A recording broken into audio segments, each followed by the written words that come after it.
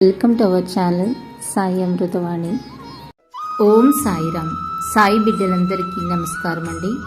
ఈరోజు బాబాగారు మనకి అందిస్తున్న సందేశం గురించి తెలియజేస్తున్నాను. జీవితంలో విజయం సాధించాలని అందరూ కోరుకుంటారు తల్లి. సమాజంలో గౌరవం, గుర్తింపు సంపాదించాలనుకుంటారు. అయితే వాటికి కావలసింది ఓర్పు, సహనం, అలాగే మౌనం కూడా. అది ఎలా అని ఆలోచిస్తున్నారా తల్లి? నేను ఎప్పుడూ నా బిడ్డలకి ఓర్పు సహనంతో ఉండమని చెబుతూనే ఉంటాను కదా. అలాగే దీనితో పాటు కాస్త మౌనం కూడా పాటిస్తూ ఉంటే త్వరగా మీరు విజయాన్ని సాధించగలరు. తెలివైన వారు ఎక్కువగా వింటారు తల్లి, తక్కువగా మాట్లాడతారు. మౌనం అనేది ఒక గొప్ప కళ. కొన్నిసార్లు మాట్లాడటం వలన నష్టం జరుగుతుంది. అలాంటి పరిస్థితుల్లో మీరు మౌనంగా ఉండటం చాలా మంచిది తల్లి. 10 సందర్భాలలో తప్పకుండా మౌనం పాటించాలి. అప్పుడే జీవితంలో చాలా వరకు సమస్యలు ఎదురుకావు. జీవిత లక్ష్యాలపై దృష్టి పెట్టి అతి త్వరగా విజయం సాధించవచ్చు. మరి మౌనంగా ఉండవలసిన ఆ 10 సందర్భాలు ఏంటో నేను చెబుతాను. మీరు శ్రద్ధగా విని వాటిని మీ నిజ జీవితంలో ఆచరించటానికి ప్రయత్నించండి. కావాలంటే నేను చెప్పింది నిజమా కాదో మీరే ఒక్కసారి మీ మనస్సాక్షిని అడిగి చూడండి తల్లి.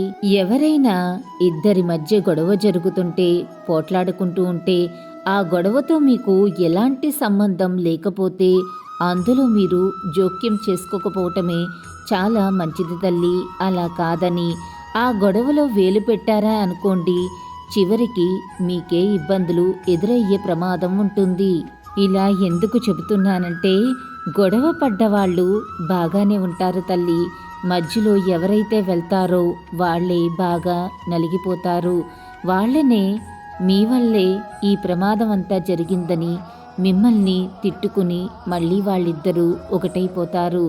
అందుకే చెప్తున్నాను, ఎట్టి పరిస్థితుల్లోనూ ఎవరైనా పోట్లాడుకుంటే మధ్యలో ఎప్పటికీ వెళ్ళవద్దు.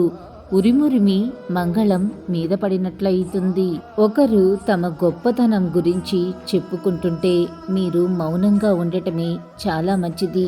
ఒకవేళ వారి మాటలకు భంగం కలిగిస్తూ మీరు మాట్లాడితే ఖండించినట్లు అవుతుంది.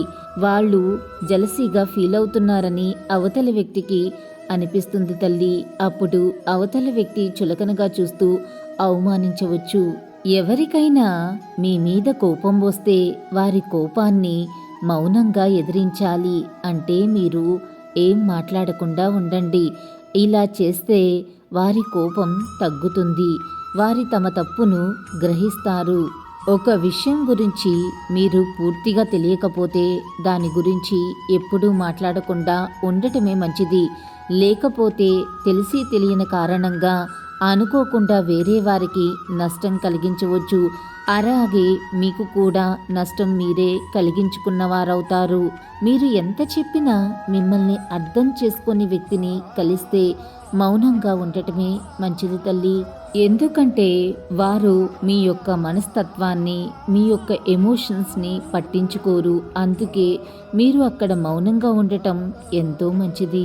ఒకరు మరొకరి గురించి చెడుగా మాట్లాడుతుంటే మీరు కూడా అందులో పాల్గొనకూడదు.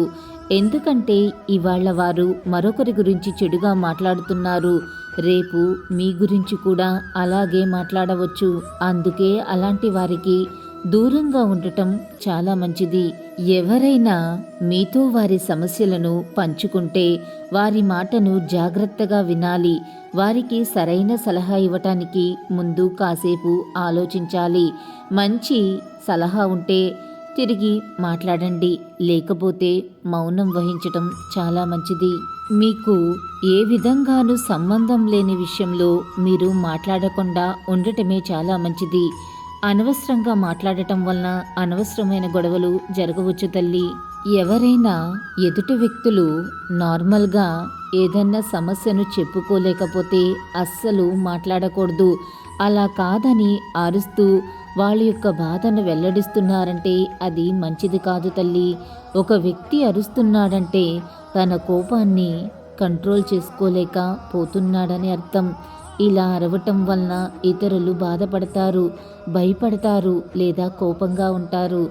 కాబట్టి వారి బాధను కంట్రోల్ చేసుకోలేని వారు మౌనంగా ఉండటం ఎంతైనా మంచిది.